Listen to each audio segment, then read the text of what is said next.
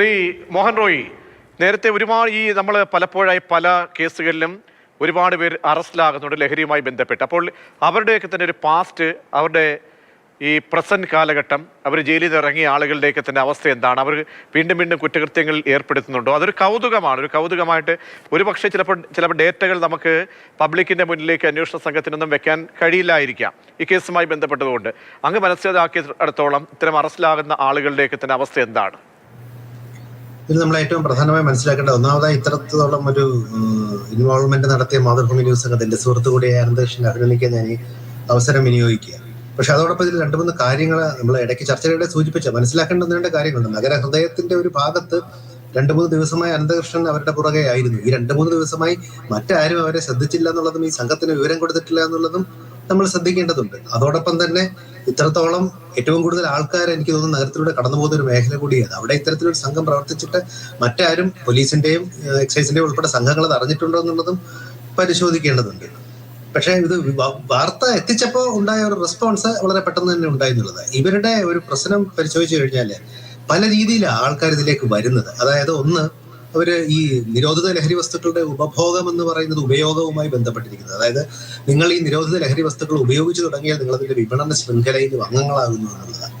അത് പല പ്രശ്നങ്ങളുണ്ട്. അതിന് ശാരീരികമായ പ്രശ്നങ്ങളുണ്ട്, മാനസികമായ പ്രശ്നങ്ങളുണ്ട്, നിയമപരമായ പ്രശ്നങ്ങളുണ്ട്, അതിൽ സാമ്പത്തികമായി ഭീമമായ തുക ഇതിനാവശ്യമുണ്ട്. ഇപ്പൊ നേരത്തെ തന്നെ അങ്ങ് സൂചിപ്പിച്ച ഒരു 500 ഗ്രാമോളം MDMA പിടിച്ചു എന്ന് സൂചിപ്പിക്കേണ്ടത്. അതിൽ 500 ഗ്രാം MDMAക്കൊക്കെ അന്താരാഷ്ട്ര മാർക്കറ്റിലൊരു ഏകദേശം ഒരു ഇതുവരെ ശ്രീ മോഹൻ റോയ് 1.5 കിലോ ആണ് ഇതുവരെ MDMA പിടിച്ചെടുത്തിരിക്കുന്നത്. ആലോചിച്ച് നോക്കണം, 1.5 കിലോ kg, 1.5 kg. ഏകദേശം അതൊരു 7-8 കോടി രൂപയാണ് അതിന് വരുന്നത് എന്നുള്ളത് അറിയാം. അപ്പൊ ഇതിൽ ഈ കലർപ്പും മായവും ഒക്കെ കലർത്തി വിറ്റ് കഴിഞ്ഞാൽ അവർക്ക് സുലഭമായി കച്ചവടം ചെയ്യാൻ സാധിക്കും. അപ്പൊ അത്തരം ഒരു ശൃംഖലകൾ ഇവിടെയുണ്ട്. നമ്മൾ ഈ ഒരാളെ പിടിച്ചത് വളരെ അഭിനന്ദനാർഹമായ ഒരു കാര്യമാണെങ്കിലും നമ്മൾ അങ്ങ് സൂചിപ്പിച്ച പോലെ മനസ്സിലാക്കേണ്ടത് ഈ ഇങ്ങേയറ്റത്തെ ശൃംഖല പോലും എന്ത് ശക്തമാണെന്നുള്ളതാണ്. കാരണം അയാൾക്ക് കൃത്യമായ അളവിലുള്ളത് അവിടെ കൊടുക്കുന്നു, അയാളെ ഒബ്സർവ് ചെയ്തുകൊണ്ട് വേറൊരു ഗ്രൂപ്പ് ഉണ്ട്. നോക്കൂ എന്ത് ധൈര്യത്തിലാണെന്ന് അയാൾ സ്വന്തം പാന്റിലൊക്കെ ഈ QR കോഡൊക്കെ ഇട്ടുകൊണ്ട് ആ ഫോൺ ഡീറ്റെയിൽസും ആ QR കോഡിലേക്ക് പണം കൊടുത്തവരുടെ ഡീറ്റെയിൽസ് മാത്രം എടുത്തു കഴിഞ്ഞാൽ എനിക്ക് തോന്നുന്നു കേരളത്തിൽ അത്യാവശ്യം കുറെ അഡിക്ട്സിനെ നമുക്ക് കിട്ടും. അപ്പൊ അത്ര സുശക്തമായ സംഘങ്ങള് നഗരഹൃദയത്തിൽ മൂക്കിൻ തുമ്പത്ത് തന്നെ ഉണ്ട് എന്നുള്ളത് തീർച്ചയായിട്ടും നമ്മളെ ഭയപ്പെടുത്തേണ്ടതാണ്. നേരത്തെ സൂചിപ്പിച്ചതുപോലെ ഇത്തരത്തിലുള്ള ആൾക്കാര് ഇതിലേക്ക് അടിമകളായി, ലഹരിക്ക് അടിമയായി വരികയും പിന്നെ അതിന്റെ ഉപഭോഗത്തിന്റെ ശൃംഖലയാവുകയും ചെയ്യുന്ന ഒരു പ്രക്രിയയുണ്ട്. അപ്പൊ ഇവർക്കൊക്കെയുള്ള കൃത്യമായ ചികിത്സാ മാർഗങ്ങൾ. ഞാൻ ഡോക്ടറോട് ചോദിക്കുന്നത്, ഈ പുറത്തിറങ്ങി പോകുന്ന ആളുകൾ, ഈ ശിക്ഷയെ കഴിഞ്ഞ് പോകുന്ന ആളുകൾ വീണ്ടും ഈ കുറ്റകൃത്യത്തിൽ ഏർപ്പെടാറുണ്ടോ? ശിക്ഷ എന്നുള്ളത് യഥാർത്ഥത്തിൽ നമ്മൾ ഈ ശിക്ഷ എന്നുള്ളത് വളരെ ലഘൂകരിച്ച് കാണുകയാണ്. ശിക്ഷ എന്ന് പറയുമ്പോൾ അവർക്ക് ലഹരിയുടെ ഉപഭോഗവുമായി ബന്ധപ്പെട്ട ഒരു ശിക്ഷ, അല്ലെ വിൽപ്പനയുമായി ബന്ധപ്പെട്ട. പക്ഷെ അതിന്റെ അപ്പുറത്തേക്ക് കാണേണ്ടത് ഇവർക്ക് തന്നെ ഉണ്ടാകുന്ന ശാരീരികവും മാനസികവും പ്രത്യാഘാതങ്ങളുണ്ട്. അപ്പൊ അതൊക്കെ വന്നു കഴിയുമ്പോൾ സ്വാഭാവികമായിട്ട് ഇവർക്ക്, നമുക്കറിയാമല്ലോ ഈ ക്രിമിനൽ നെറ്റ്വർക്കുകളുടെ ഒരു കുഴപ്പം എന്താണെന്ന് വെച്ചാൽ നിങ്ങൾ ചില കുറ്റകൃത്യങ്ങളുടെ വഴിയിലേക്ക് അകത്തേക്കുള്ള വഴിയേ ഉള്ളൂ, പുറത്തേക്കുള്ള വഴിയില്ല എന്നുള്ളത് ബഹുമാനപ്പെട്ട എക്സൈസ് കമ്മീഷണർക്കും പോലീസിലെ ജോർജ് ജോസഫ് സാറിനൊക്കെ അറിയാം. ഞാൻ അങ്ങേലേക്ക് ഞാൻ ആ ചോദ്യം ചോദിക്കുന്നത് അങ്ങേക്കും അറിയാം. വിമുക്തിയുമായി ബന്ധപ്പെട്ടായാലും ഈ പോലീസ് സംവിധാനങ്ങൾ അത് കോർഡിനേറ്റ് ചെയ്യാൻ ബന്ധപ്പെട്ട് അതിനൊക്കെ ഭാഗവാക്കായിട്ടുള്ള ഒരു വ്യക്തി എന്ന നിലയിൽ കൂടി ഞാൻ ചോദിക്കുകയാണ്.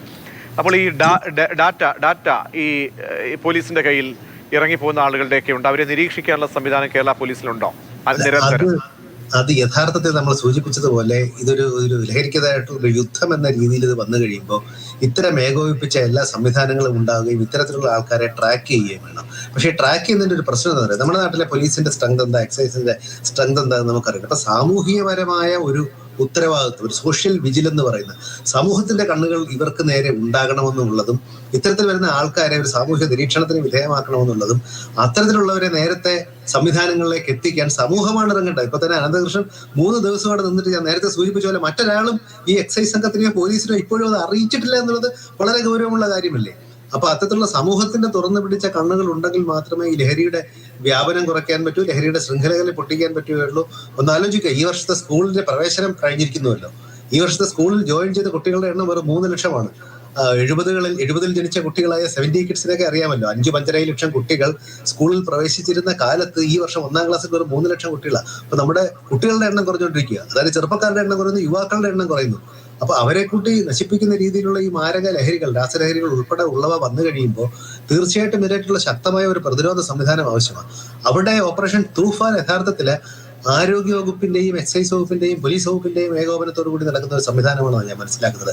ഇതിന് ഗുണവും ദോഷവുമുണ്ട്. ഗുണമെന്ന് പറയുമ്പോൾ 3 സംവിധാനങ്ങളെ ഏകോപിപ്പിക്കുന്നത്. പക്ഷേ യഥാർത്ഥത്തിൽ അങ്ങ് ആലോചിച്ച് നോക്കിയാൽ സ്കൂൾ തലം തുടങ്ങി, കോളേജ് തലം തുടങ്ങി, തദ്ദേശ സ്വയംഭരണ സ്ഥാപനങ്ങൾ തുടങ്ങി, വനിതാ ശിശു വികസന വകുപ്പ് തുടങ്ങി, ബാലാവകാശ സംരക്ഷണ സംവിധാനങ്ങൾ തുടങ്ങി, ട്രൈബൽ വെൽഫെയർ ഡിപ്പാർട്ട്മെന്റുകൾ തുടങ്ങി, തൊഴിൽ വകുപ്പ് തുടങ്ങി, ഇപ്പൊ പെരുമ്പാവൂരിലെ അതിഥിതൊഴിലാളികളുടെ പ്രശ്നമൊക്കെ നമ്മൾ ചർച്ച ചെയ്തു, തൊഴിൽ വകുപ്പ് തുടങ്ങി, പട്ടികജാതി പട്ടികവർഗ വികസന വകുപ്പ് തുടങ്ങി, ഏകദേശം സമൂഹത്തിലെ എത്രത്തോളം വകുപ്പുകൾ, മനുഷ്യനുമായി ബന്ധപ്പെടുന്ന ആൾക്കാരുമായി ബന്ധപ്പെടുന്ന വകുപ്പുകൾ ഉൾപ്പെടെയുള്ള ഏകോപിപ്പിച്ചുള്ള ഒരു പ്രവർത്തനത്തിലേക്ക് സർക്കാർ മുന്നോട്ട് വരേണ്ട ഒരു കാലം യഥാർത്ഥത്തിൽ വൈകിയിരിക്കുകയാണ്. തീർച്ചയായിട്ടും അതുമായി ബന്ധപ്പെട്ട പ്രവർത്തനങ്ങളാണ് നമ്മൾ ഇനി ഏകോപിപ്പിക്കേണ്ടത്. 1, 2, 3, 4, 5 ഡിപ്പാർട്ട്മെന്റുകൾ, തീർച്ചയായിട്ടും ഡിപ്പാർട്ട്മെന്റുകൾക്ക് അവരുടേതായ പങ്കുണ്ട്. ലോകവ്യാപകമായി ലഹരിക്കെതിരായിട്ടുള്ള പോരാട്ടം 2 ഘടകങ്ങളെ ആശ്രയിച്ചിരിക്കുന്നത്, എൻഫോഴ്സ്മെന്റും അവയർനെസ്സുമാണ്. എൻഫോഴ്സ്മെന്റ് എന്ന് നമ്മൾ പറയുന്നത് അതിനെ ബലം പ്രയോഗിച്ച് ഉള്ള ഒരു പ്രക്രിയയാണ്. നിയമം നടപ്പാക്കുന്ന സംവിധാനവും അതോടൊപ്പം അവയർനെസ്, ലഹരി ഉപയോഗിക്കാതിരിക്കാനുള്ള ഒരു സോഷ്യൽ സ്കിൽ ട്രെയിനിങ്ങും